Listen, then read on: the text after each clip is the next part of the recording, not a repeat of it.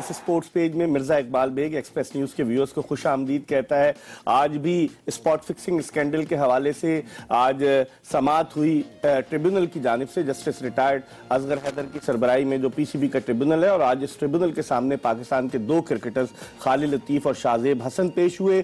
गुज़िश्ता जुमे को शर्जील खान पेश हुए थे, जबकि मोहम्मद इरफान ने केस लड़ने के बजाय अपने हाथ खड़े कर दिए। और अब से 2 दिन कबल जुमरात को जब पीसीबी ने प्रेस कॉन्फ्रेंस कराई तो ऐसा लग रहा था कि इरफान को जो कुछ बताया गया वो उसी पर मनोअन अमल दरामद कर रहे हैं।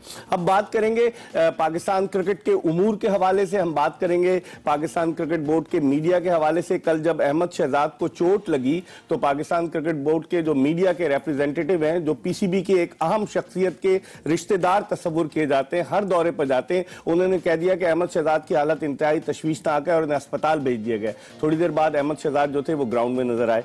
तो कौन है मीडिया को प्रॉपर तरीके से हैंडल करने का जिम्मेदार, इस पर भी बात करेंगे। हमारे साथ 2 मेहमान मौजूद हैं। हमारे साथ मौजूद हैं सीनियर स्पोर्ट्स जर्नलिस्ट ब्रॉडकास्टर कमर अहमद साहब, जो किसी तारुफ के मोहताज नहीं, एक तवील अरसे से जर्नलिज्म की फील्ड में, ब्रॉडकास्टिंग की फील्ड में अपनी सलाहियतों के जौहर दिखा रहे हैं। इनके साथ मौजूद है पाकिस्तान क्रिकेट बोर्ड के साबिक मीडिया कंसल्टेंट जमाल मीर साहब। जब 2000 में तौकीर जिया साहब पाकिस्तान क्रिकेट बोर्ड के चेयरमैन थे तो उस वक्त जमाल मीर साहब पाकिस्तान क्रिकेट बोर्ड के मीडिया कंसल्टेंट रहे। इसके अलावा ये एडवर्टाइजिंग एजेंसी से, बड़ी मशहूर प्रेस्टीज कम्युनिकेशन से वाबस्ता है, जिसके ये सीईओ भी हैं। इनसे हम मीडिया के मामलात के हवाले से और क्रिकेट के मामलात के हवाले से बात करेंगे, क्योंकि अभी इनकी कंपनी जो थी वो एक फ्रेंचाइज की टीम जो थी उसके मेन स्पॉन्सर को लेकर आए और उसने जो है इनकी टीम फाइनल में भी पहुंची, कोयटा ग्लैडिएटर्स, उस पर भी बात करेंगे, बहुत सारी चीजें। लेकिन इससे पहले कि हम कमर अहमद और जमाल मीर से गुफ्तगू के सिलसिले का आगाज करें, हमारी टीम ने एक छोटा सा पैकेज तैयार किया है, पहले वो देख लेते हैं और उसके बाद जब वापस आएंगे तो बातें करेंगे।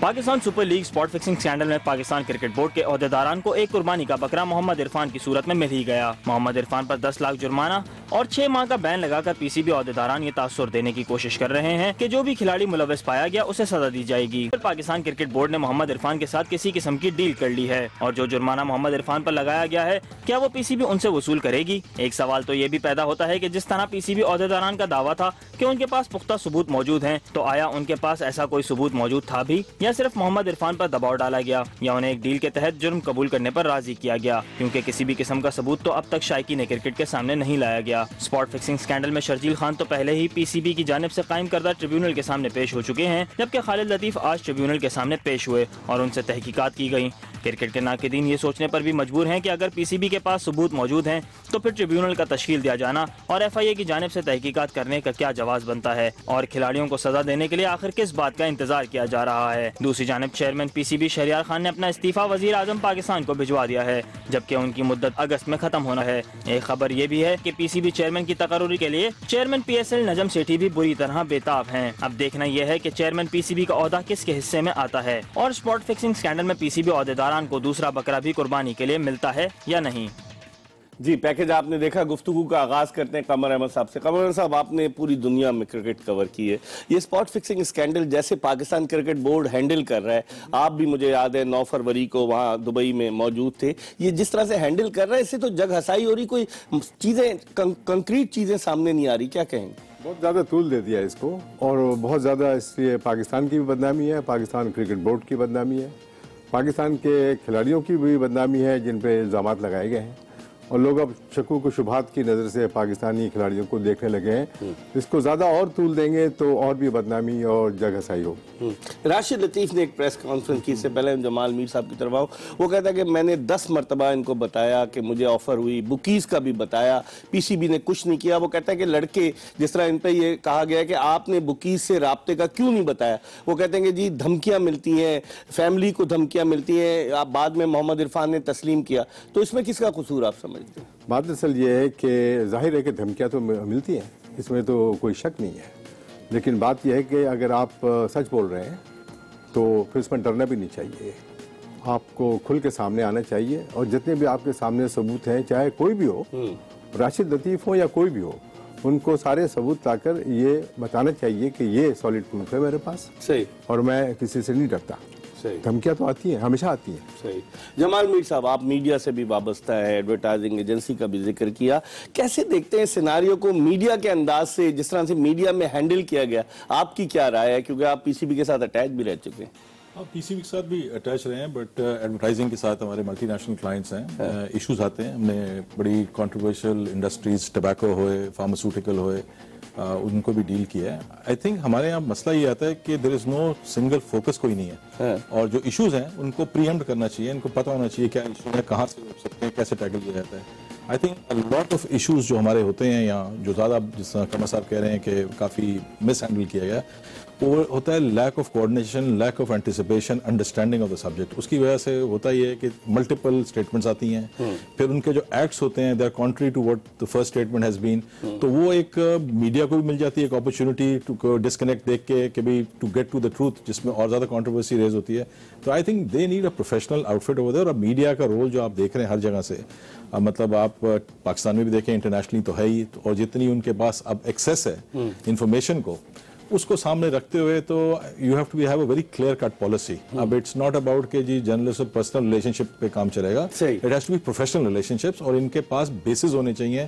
कोई भी अगर इशू कंट्रोवर्सी हो, कोई पोजीशन लेनी हो इन्होंने, उस आप बाहर के मुल्कों में देखें ना किस तरह होता है। विराट कोहली का जो किस्सा चल रहा है, ऑस्ट्रेलियन प्रेस कैसे उसको मैनेज कर रही है, इंडियन प्रेस कैसे काउंटर कर रही है, तो दे हैव अ स्ट्रेटेजी। इधर कोई स्ट्रेटेजी नहीं है, इंपल्सिव रिएक्शंस हैं सारे के सारे, जो फिर और डिस्कनेक्ट के साथ अपॉर्चुनिटी और बड़ा खोल देती है वुंड, और वो खराब हो जाता है। लेकिन आपने बात की जो शुरू की कि 9 फरवरी को ये स्कैंडल सामने आया, 10 फरवरी को, और नजम सेठी साहब ने कहा कि मेरे पास कंक्रीट एविडेंस मौजूद है, तो फौरन ही रिएक्ट करना, और फिर उसके बाद अब आप देखें आज 31 मार्च हो गई है, कोई कंक्रीट एविडेंस अभी तक नहीं आया। एफआईए से कह रहे हैं कि फ्रांसिक डाटा ला के दें, तो ये सब चीजें आप नहीं समझते कि प्रॉपर तरीके से अगर इनको हैंडल किया जाए तो फिर कॉन्ट्रोवर्सीज क्रिएट ना हो? एब्सोल्युटली जी, आई थिंक पहली बात है कि somebody as responsible as Najm Sethi साहब, he should have been very clear, and being a journalist himself, कि भाई किस तरह इसको डील करना है सारे इशू को। अगर उनके पास फैक्ट्स फिगर्स सब चीजें थी और क्लियर कट था प्लान, और उन्होंने एक्शन भी ले लिया था और पाकिस्तानी प्लेयर्स को वापस भी भेज दिया था,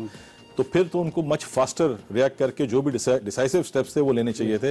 इतना टाइम पीरियड नहीं चलना चाहिए।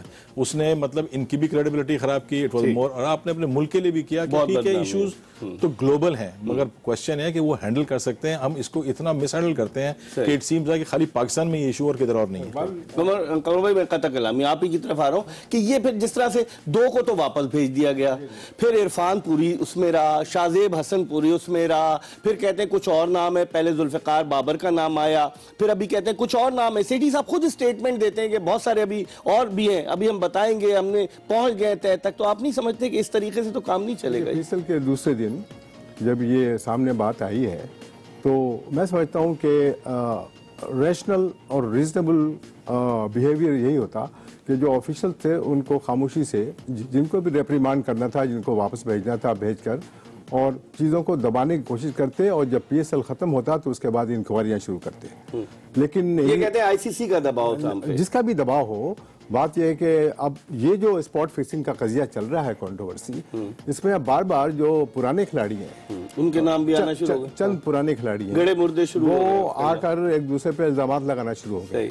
उनमें से चंद खिलाड़ी ऐसे हैं जिनको जब पीसीबी जॉब दे देती है तो उनके मुंह में ताले लग जाते हैं, और जब पीसीबी उनको बाहर कर देती है तो वो आके सारे मुर्दे उखाड़ने लगते हैं। आपको याद होगा कि जस्टिस, मैं आपसे सवाल कर रहा हूँ, आपकी नॉलेज इस सिलसिले में है कि जस्टिस कयूम की रिपोर्ट कितने साल चली? ज्यादा अरसा नहीं चली। कितने साल इन्वेस्टिगेशन, कितने साल? 2.5 साल। 2.5 साल पाकिस्तान बदनाम होता रहा, पाकिस्तान के खिलाड़ी बदनाम होते रहे। उसके बरक्स बरतानिया में इंग्लैंड के खिलाड़ियों पर जो इल्जाम लगाए गए थे वो मिनटों में सुलझा दिए गए, और जो ऑस्ट्रेलिया पर लगाए गए थे वो भी सुलझा दिए गए, और साउथ अफ्रीका में एडविन किंग जस्टिस की जो कमीशन बना, वो आप भी पेश हुए थे हांसी क्रोनी। लेकिन जस्टिस कयूम की रिपोर्ट में मेरी नजर में वो साफ शफाफ इसलिए नहीं है कि जस्टिस कयूम बार बार आकर टेलीविजन पे ये कहते हैं कि मुझ पर वसीम अकरम के बारे में दबाव था। तो अगर दबाव था तो एज ए जज आप प्रेशर में और दबाव में फैसले करेंगे तो आपका फैसला सही नहीं होगा। और जिन लोगों पर इन्होंने कहा, जिन खिलाड़ियों पर फाइन किया, मुख्तलिफ फाइन किया, तो उसके बारे में इन्होंने कहा, सुन लीजिए आप, उसके बारे में इन्होंने ये कहा कि they were not coming out with the truth, और ये झूठ बोल रहे थे, ठीक है, ये हकीकत को छुपा रहे थे। तो इस शक्कू को शुभात में आपने फाइन किया है, इस पर मैं अभी तफसीली आपसे बात किसी को झूठ बोलने पर आप प्रूव करेंगे आपको झूठ बोल रहा है। इस पर हम मजीद तफसीली बात करेंगे। वक्त हो गया प्रोग्राम में एक छोटे से ब्रेक का, ब्रेक के बाद दोबारा आपको ज्वाइन करेंगे।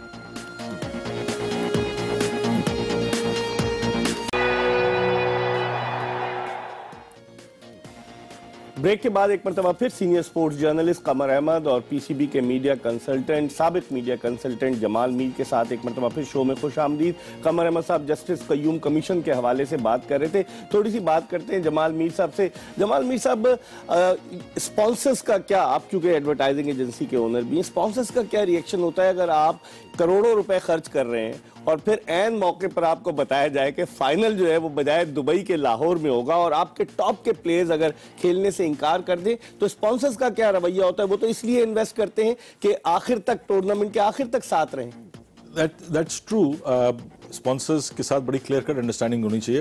हमारे यहाँ अनफॉर्चुनेटली जो स्पॉन्सर्स के साथ रिलेशनशिप है ना, वो खाली उनके फर्स्ट चेक तक होती है, इसके बाद उनको लेके चलते नहीं है साथ। And I think sponsor globally आप जहाँ भी जाएं, the management, the administration works very closely with them, इसलिए कि at the end of the day उन्होंने पैसे प्लाव इन करने हैं और इसको एक्साइटिंग बनाना है टेलीविजन के लिए और सब चीज़ों के लिए।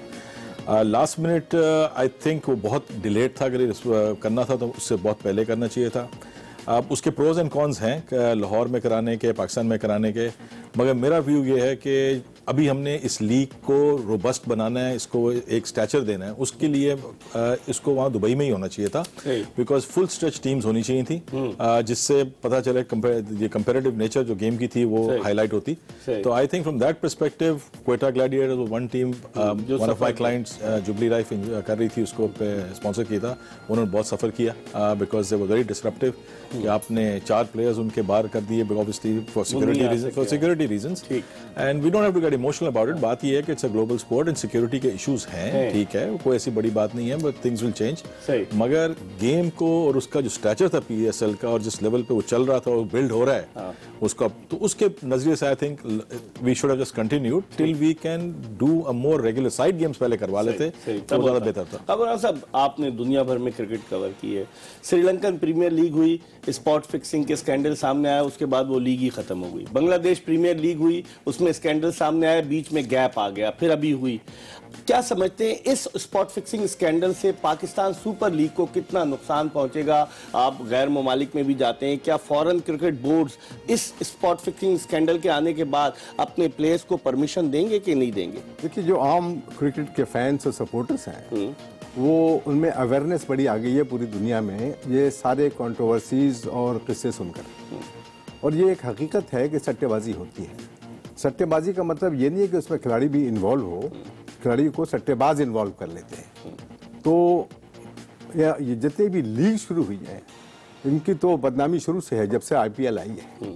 बांग्लादेश में लीग में भी यही कंट्रोवर्सी शुरू हुई, श्रीलंका की लीग इसी वजह से बंद भी हो गई एक तरह से, समय मैं समझता हूँ। बिग बैश में नहीं हुआ और अभी तक बिग बैश में नहीं हुआ है। लेकिन पता है कि दुनिया में जो ऑस्ट्रेलियन लोग हैं वो काफी जुआ खेलते हैं। अच्छा, उनके 5-6 जॉकी जेल में भी चले गए, जो रेस के जॉकी। प्लेयर्स उनके जो नहीं, प्लेयर्स का पता ना, शेन वॉर्न और मार्क वॉब में भी धब्बा लग गया है और उनको भी फाइन किया गया 2003 के वर्ल्ड कप। 4 साल तक आईसीसी इनके इन्वॉल्वमेंट को छुपाती रही और पाकिस्तान से छुपाती रही। ये सब लिखी पड़ी है विजडन आल्मनक क्रिकेट के बाइबल में। तो हम लोग क्यों फौरन लेकर आ जाते हैं, क्यों हीरो बनने की कोशिश करते हैं? हम असल में ज्यादा साफ शफाफ बनने की कोशिश करते हैं, खासकर हमारे जो करता धरता है, और फिर ये रियलाइज नहीं करते कि इसमें मुल्क की कितनी बड़ी बदनामी है और उन लोगों की कितनी बड़ी बदनामी है कि जिन पे इल्जाम लगा है और जुर्म साबित ना हो सका। अभी वो मुल्जिम है, जुर्म साबित ना हो सका, मुजरिम नहीं बने। आप देखिए, बहुत से खिलाड़ी जो कि बोर्ड में, जैसे मैंने आपको पहले भी कहा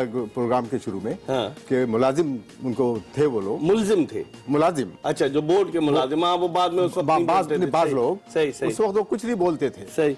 अब 20 साल के बाद मुर्दे उखाड़ रहे हैं कि ये फला ये और फला वो, ये फला और फला टेंटेड। आदमी टेंटेड वो होता है जिसको कन्विक्ट कर दिया जाए, जिसको सजा दे दी जाए।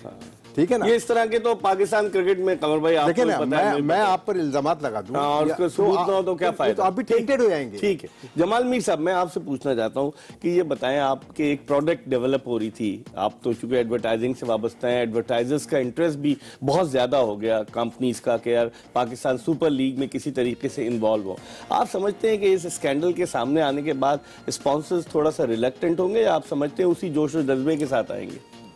मेरी नज़र में इम्पैक्ट है, पर इट कैन बी रिकवर्ड। ऐसा कोई मेजर नहीं है, बिकॉज स्पॉट फिक्सिंग और ये चीज़ें काफ़ी होती रही हैं, और आई थिंक द प्लेयर्स भी जो इन्वॉल्व हैं वो इतने कोई हाई प्रोफाइल नहीं है, तो it can be sort of subdued. I am not saying कि उसका इम्पैक्ट नहीं होगा, बट अगर इसको सही तरह मैनेज करें तो I think this can be remedied. कोई इतना बड़ा इशू नहीं है मेरी नज़र में। अच्छा कमर साहब, इरफान का क्या कहते हैं आप? मोहम्मद इरफान, लोग कहते हैं बेचारा बूरेवाला से आया, शुरू में पाइप फैक्ट्री में काम करता था, अपनी स्किल्स की वजह से पाकिस्तान टीम तक रसाई हासिल की, क्रिकेट खेला, अपनी हाइट की वजह से tallest cricketer of the world. आप समझते हैं, बाद लोग कहते हैं कि इरफान को लॉलीपॉप दिया गया, जो हमारे अपने जराए तो बताते हैं, लेकिन उसको लॉलीपॉप दिया गया, उसे बताया गया कि भाई देखो तुम तस्लीम कर लो, और उसने लिखाया स्टेटमेंट पढ़ा ना, उसने किसी का जवाब दिया, खामोशी से चला गया, माफी भी मांग ली। आप बताएं क्या कहेंगे?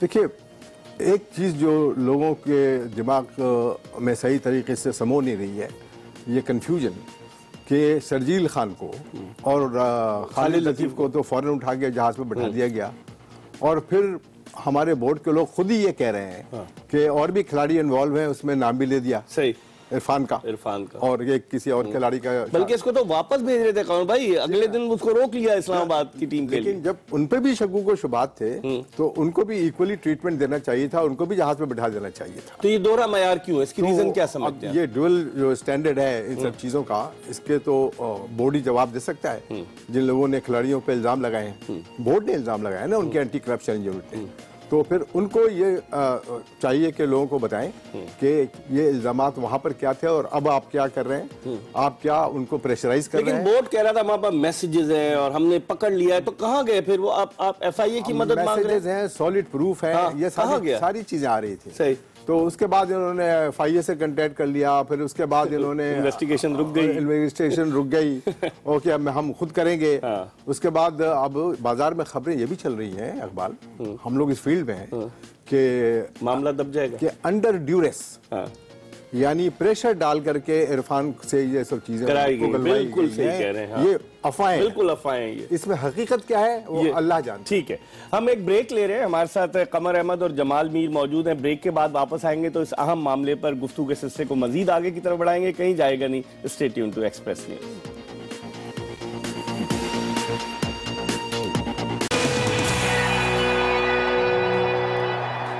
Welcome back after the break. हम बात कर रहे हैं स्पॉट फिक्सिंग स्कैंडल और पाकिस्तान क्रिकेट के उमूर के हवाले से। हमारे साथ मौजूद है सीनियर स्पोर्ट्स जर्नलिस्ट कमर अहमद और पाकिस्तान क्रिकेट बोर्ड के साबिक मीडिया कंसल्टेंट और प्रेस्टीज कम्युनिकेशंस के CEO जमाल मीर साहब। जमाल मीर साहब, ये बताएं कि मीडिया, पाकिस्तान क्रिकेट बोर्ड में 10 अफराद हैं मीडिया डिपार्टमेंट में। 3 मार्च 2009 के बाद से कोई मुकम्मल सीरीज पाकिस्तान में नहीं हुई है, सिर्फ जिम्बाब्वे की टीम आई थी जून 2015 में। कैसे देखते हैं जो मीडिया के मामला, क्योंकि आपकी नज़र है कि मीडिया के मामला जिस तरह से हैंडल किए जाते हैं, आप समझते हैं कि दुनिया के दीगर ममालिक की, अभी कमर अहमद साहब मिसाल दे रहे थे, तो कैसे आप देखते हैं इन तमाम मामला?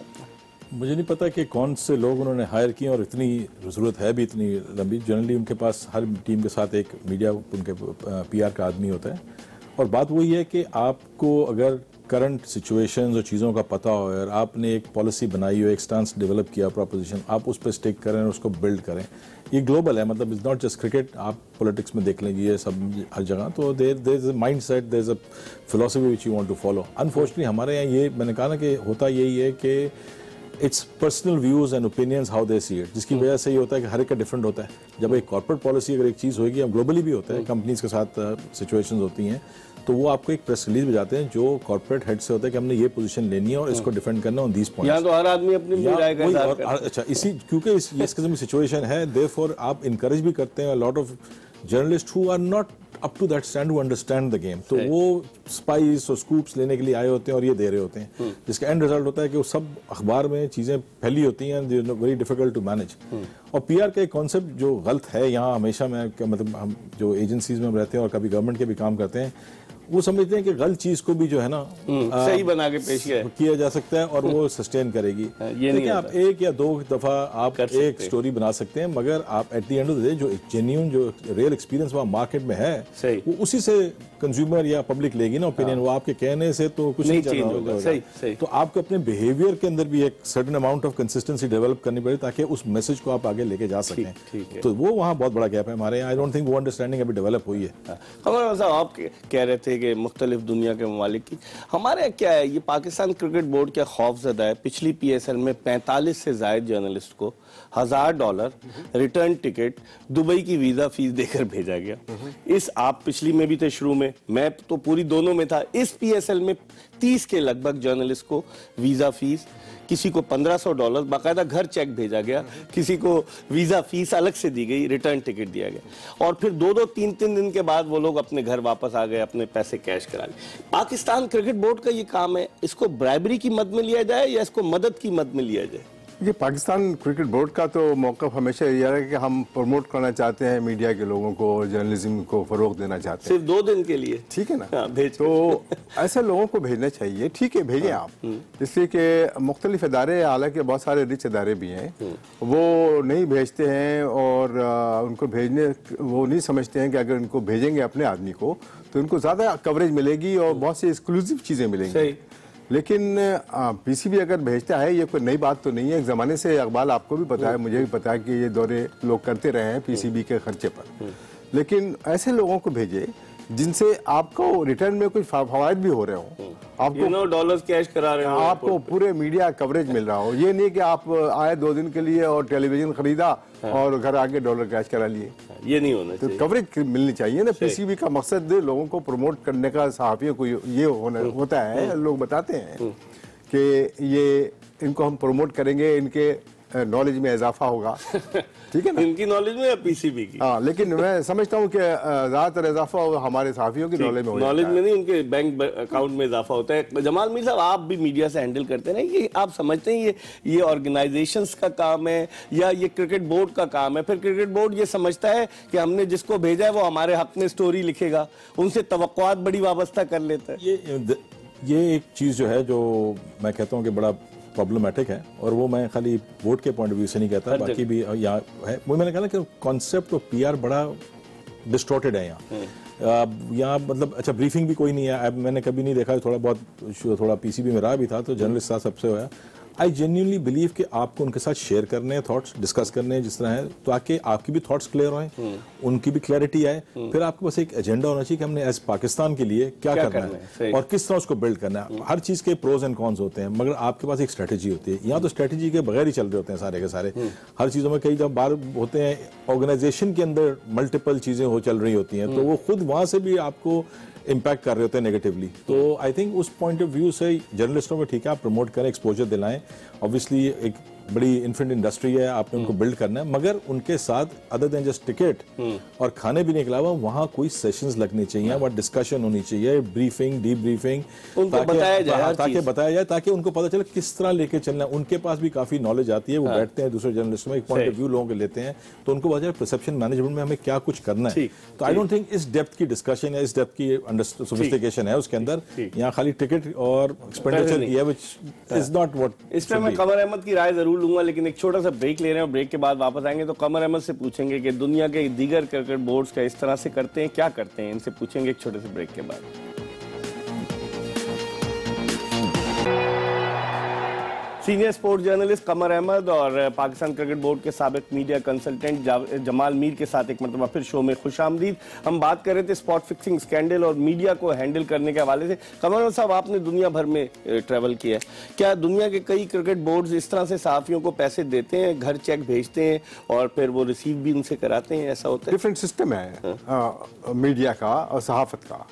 और बरतानिया जैसा अखबार जहाँ जिनको नौकरी दी जाती है, फुटबॉल हो, क्रिकेट हो, सियासत हो, किसी भी शोबे में, तो उन बड़े हाईली पेड लोग होते हैं, उनको प्रॉपर अलाउंस कार और टेलीफोन और बोर्ड नहीं देता उन्हें, और नहीं सवाल ही नहीं होता, बोर्ड ऑफर भी नहीं करता। भारत में भी नहीं है ऐसा। और भारत में आपको पता है चूंकि बेनतहा अखबारात हैं, इंग्लैंड के बाद सबसे ज्यादा अखबारात वहाँ पर हैं, तो उनके जो लोग बाहर भेजे जाते हैं वो सब अपने, ऑस्ट्रेलिया में भी यही, ऑस्ट्रेलिया है, न्यूजीलैंड है, जनूबी अफ्रीका है, ये तमाम जो लोग हैं जो ज्यादा ट्रैवल करते हैं वो बड़े हाईली पेड लोग होते हैं। हमारे अनफॉर्चुनेटली हमारे लोग इतने हाईली पेड नहीं होते। लेकिन जमाल मीर साहब, इससे फिर अगर आपको कोई टिकट दे रहा है, पैसे दे रहा है, तो वो तवक्को भी आपसे वाबस्ता कर लेता है। आप समझते हैं कि उसकी क्रेडिबिलिटी पे फर्क पड़ेगा? जो रिपोर्टर है, अगर सपोज खबर उनके खिलाफ है तो वो कैसे देगा उनके खर्चे पर आया हो? बिल्कुल, that's absolutely true. Conflict of interest है। आपको as a journalist independent report करना है, तो आप इस तरह तो कभी भी किसी के इन्फ्लुएंस में या इस किस्म की चीजें नहीं ले सकते। तो I think that's a very clear sign जो यहाँ मतलब it should definitely not be done this way. मैंने बताया ना कि आपने अगर जर्नलिज्म को प्रमोट करना है या इनको बेहतर एक्सपोजर दिलाना है, उसके और बड़े तरीके हैं। ये पैसे दे के और टिकट दे के फिर डिटैच रहना, समझा क्या जॉब इज ओवर के मैंने पैसे दे दिए, खत्म होगी कहानी, इस तरह नहीं होता। So you got to work with them, you know. तो उनको एक लॉन्ग टर्म सस्टेनेबल प्लान बनाना चाहिए। आप 3-4 अच्छे जर्नलिस्ट को, अच्छे अखबार के जो इंडिपेंडेंट हो, जिसकी ग्लोबल रिस्पेक्ट हो, जिन्होंने किया हो रिपोर्ट, उनको आप रखें। तमन्ना साहब, आप बताएं, मेरे पास एक आध मिनट है कि क्या चेयरमैन की तब्दीली, शहरयार साहब के इस्तीफे की खबर आई कि उन्होंने इस्तीफा कल भेज दिया है। कल उन्होंने प्रेस कॉन्फ्रेंस में एडमिट किया और उन्होंने कहा डिपेंड करता है पेट्रन पर कि कब वो करते हैं। तो कौन चेयरमैन बनेगा? गवर्निंग बोर्ड से ही बनना है। देखिए, इनका कॉन्ट्रैक्ट तो अगस्त में खत्म होगा। जब तक तो शहरयार साहब चेयरमैन रहेंगे, कर सकते हैं। और अगर वक्त आया और पेट्रन जो कि वजीर आजम है, उन्होंने ये फैसला कर लिया कि इनका इस्तीफा कबूल कर लें, तो जो आदमी इस वक्त फोर फ्रंट में है वो नजम सेठी साहब है। अच्छा, इसलिए जो पहले भी चेयरमैन रह चुके हैं पीसीबी के। लेकिन अदालत में उन्होंने